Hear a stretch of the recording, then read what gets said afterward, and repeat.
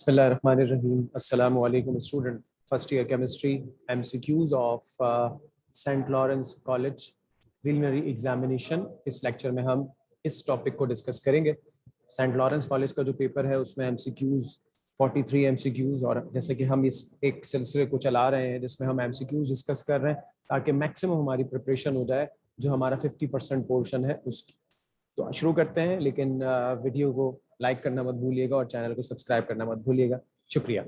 Atoms and molecules can either join और lost electron. Join नहीं, ये गेन है। इसमें काफ़ी इसके जो PDF है उसमें काफ़ी जो है वो टाइपिंग के एरर्स हैं, तो उसको हम जरा इग्नोर करेंगे। गेन और lost electron forming charge particle called ions.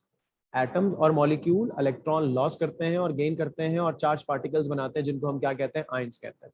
The number of orbitals in a shell can be determined by the formula. Shell के अंदर कितने ऑर्बिटल हैं इसको निकालने का फॉर्मूला क्या है, n²।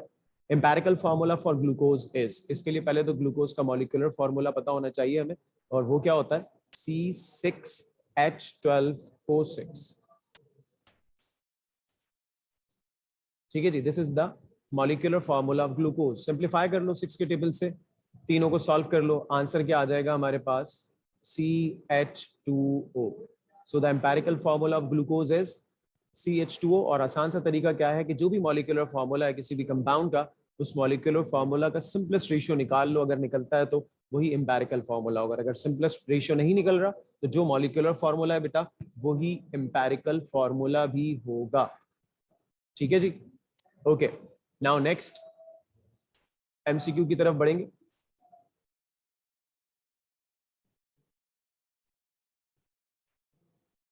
The formula which represent, वो फॉर्मूला जो रिप्रेजेंट करता है actual number of atoms present in a molecule, उस फॉर्मूला को हम क्या कहते हैं, that formula is called molecular formula.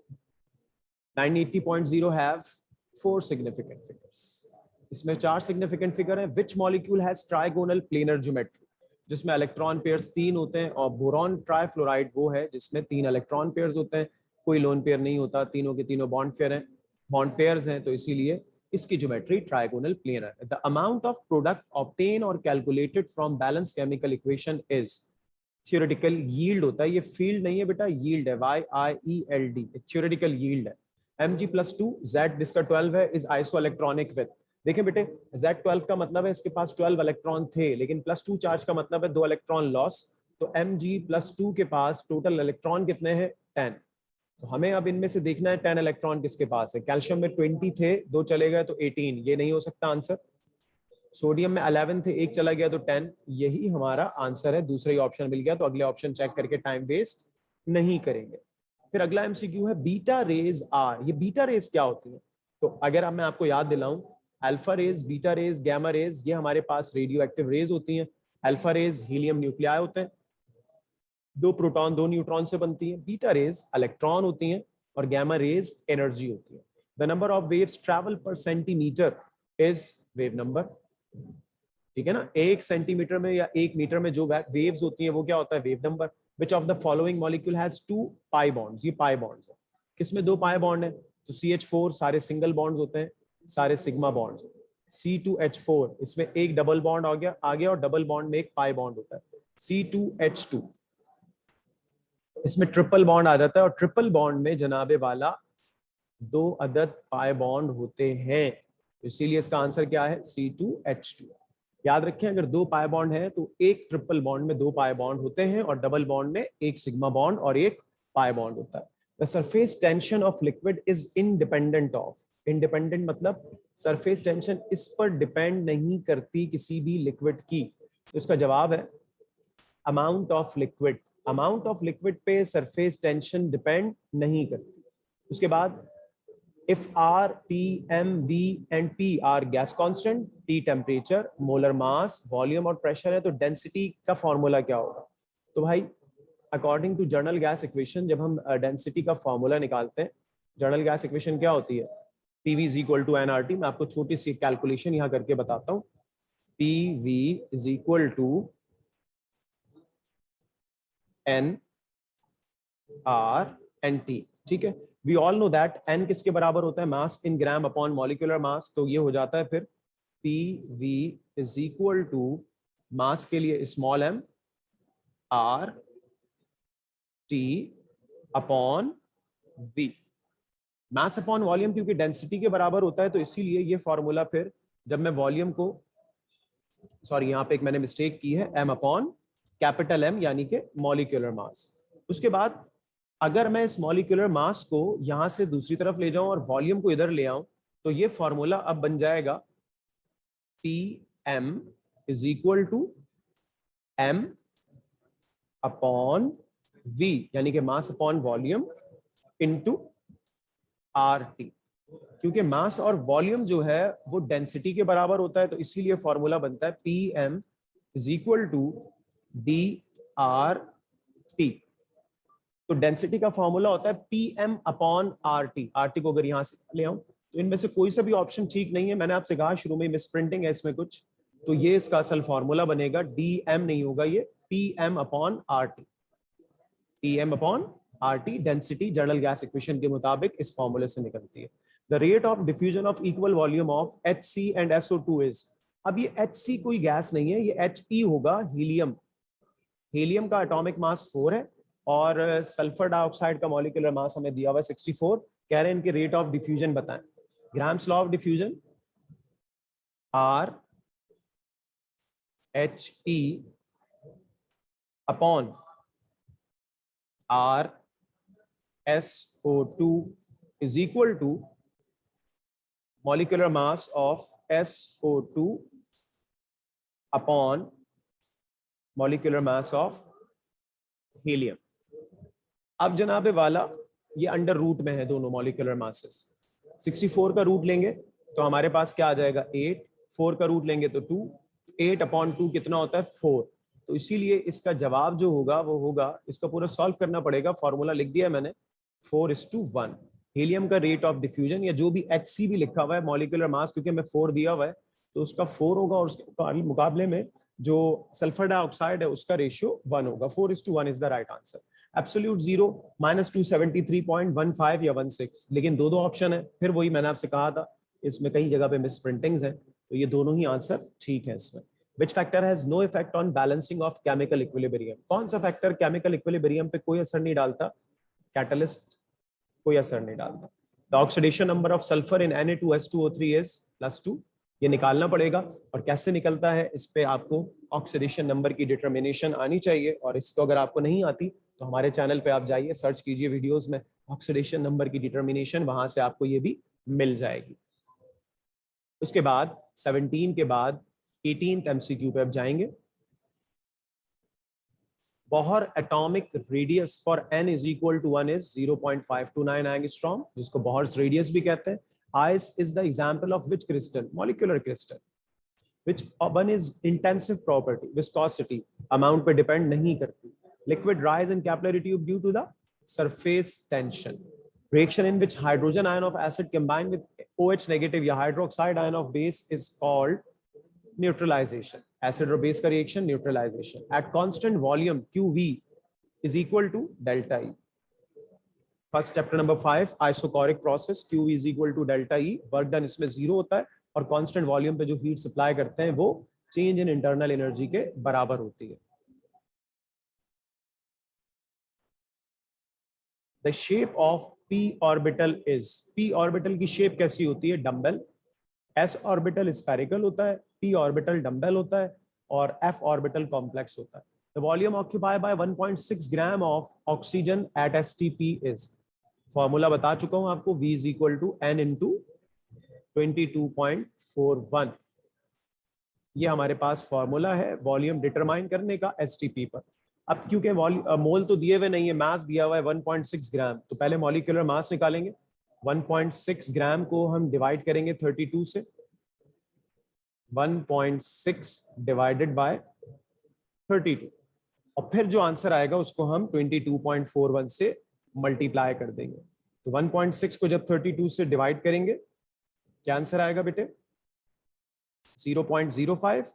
उसको जब हम मल्टीप्लाई करेंगे 22.41 से तो हमारे पास आंसर आएगा 1.12। तो जवाब क्या है? 1.12। Bond angle in water is 104.5 degree. When electron go from electron jump कर रहा है 2 3 4 या फिफ्थ, N2 जब 2 3 4 फिफ्थ है और N1 कितना है 1, फर्स्ट शेल पे आ रहा है किसी भी हायर एनर्जी लेवल से, तो ये हमेशा लाइमन सीरीज होती है। वैसे ये रिड्यूस टॉपिक है हाइड्रोजन स्पेक्ट्रम के electron jump from any higher energy level to first energy level, जिसके लिए N1 है तो हमेशा लाइमन सीरीज होती है।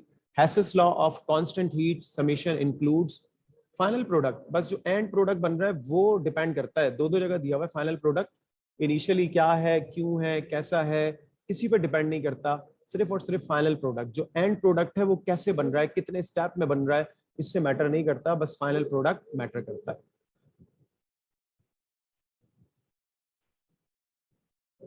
29 which one of the following pair compound is isomorphic, यानी कि आइसोमॉर्फस है, और कौन सा पेयर है इसमें से, तो भाई जिसकी एटॉमिक रेशियो सेम होती है वो आइसोमॉर्फस होता है। ठीक है जी, MgO और NaF में Mg और O का रेशियो 1:1, Na और F का भी 1:1, ये आइसोमॉर्फ्स है। KNO3 1:1:3, CaCO3 1:1:3, ये भी आइसोमॉर्फस है। NaCl and KNO3 1:1, 1:1:3, इनका रेशियो सेम नहीं है तो ये आइसोमॉर्फ्स नहीं है। MgO और NaCl 1:1 एंड 1:1, तो तीन आइसोमॉर्फस हैं, एक आइसोमॉर्फस नहीं है, तो इसमें अगर हम देखें तो ये MCQ गलत है, यहाँ होना ये चाहिए था one of the following pair of compound is not isomorphic, तो फिर हम इस पे टिक लगाते। तो आपको यहाँ पे जो कॉन्सेप्ट लेना है वो ये कि आइसोमॉर्फ्स क्या होते हैं, जिनके अलग अलग कंपाउंड्स होते हैं लेकिन उनकी क्रिस्टल स्ट्रक्चर्स जो होते हैं, जो उनकी शेप्स होती हैं वो सेम होती है, क्रिस्टल जो स्ट्रक्चर है वो उनका सेम होता है। उसके लिए क्या देखते हैं, atomic ratio, simplest ratio of atoms देखते हैं, जिसका वो सेम होता है वो आइसोमॉर्फ्स होते हैं। तो तीनों के सेम है, किस किस के, NaF और इस पेयर का भी सेम है, इस पेयर का भी सेम है और इस पेयर का भी सेम है। A crystal is form of, crystal किसका बनता है, सबका बन सकता है, एटम्स का, मॉलिक्यूल्स का, आयंस का, तभी तो एटॉमिक क्रिस्टल्स भी होते हैं, मॉलिक्यूलर क्रिस्टल्स भी होते हैं और आयनिक क्रिस्टल्स भी होते हैं। H2 + Cl2, H न्यू बना हुआ है तो ये फोटोकेमिकल रिएक्शन है, तो अब इसकी एक्सप्रेशन को हमने देखना ही नहीं है, हमने डायरेक्ट क्या कहना है कि ये जीरो ऑर्डर रिएक्शन है। ऐसा unit of dipole moment is coulomb metre, अगर ऐसा ही नहीं होता तो फिर डिबाय पे टिक करते। When water is cooled from 4 degree centigrade to 0 degree centigrade, आमतौर पे जब लिक्विड्स को कूल करते हैं तो वो कॉन्ट्रैक्ट होते हैं, लेकिन वाटर 4 डिग्री सेंटीग्रेड से 0 डिग्री सेंटीग्रेड के दरमियान जब कूल होता है तो वो एक्सपेंड होता है। ठीक है जी, एनोमोलस बिहेवियर ऑफ वाटर कहलाता है। When electron revolves around the nucleus in shell of hydrogen atom then centripetal force is equal, coulomb force के बराबर होती है वो, और उसका फॉर्मूला होता है Ze²/r²। Next,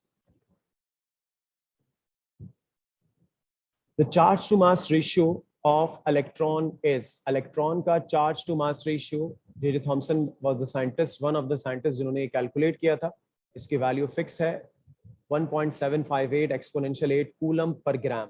the quantum number, quotation number नहीं है, quantum number values for 3p orbital are, n 3 होगा, ठीक है ना जी, 3 लिखा हुआ है तो n 3 होगा, और p ऑर्बिटल के लिए l 1 होता है, तो n = 3 and l = 1। Which one of the following color has the longest wavelength? देखिए भाई वेब ग्योर है, violet, indigo, blue, green, yellow, orange and red. जैसे जैसे आप राइट साइड पे जाते हो वेवलेंथ बढ़ती है, लेफ्ट साइड पे जाते हो वेवलेंथ कम होती है, सबसे ज्यादा वेवलेंथ रेड कलर की होती है, लॉन्गेस्ट वेवलेंथ रेड कलर की और शॉर्टेस्ट वेवलेंथ वायलेट की है। In an exothermic reversible reaction, increase in temperature shift the equilibrium to, exothermic reaction है, रिवर्सिबल रिएक्शन है, टेम्परेचर इंक्रीज कर देंगे तो इक्विलिब्रियम कहां जाएगा, बैकवर्ड डायरेक्शन में, यानी कि रिएक्टेंट साइड पर। A reaction has equal activation energy for forward and backward reaction, दोनों की इक्वल एक्टिवेशन एनर्जी है, तो इसमें क्या चीज करेक्ट होगी, इसका डेल्टा H यानी कि एंथैल्पी चेंज क्या होगा, 0 होगा। ठीक है जी। A catalyst accelerate the reaction by, catalyst किस तरह से रिएक्शन की स्पीड बढ़ाता है, lowering the activation energy, activation energy को कम करके कैटलिस्ट, पॉजिटिव कैटलिस्ट रिएक्शन के रेट को बढ़ा देता है।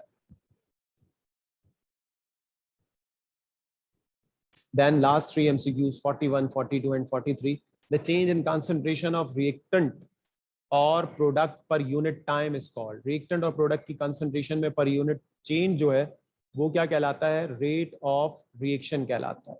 उसके बाद नेक्स्ट है फॉर द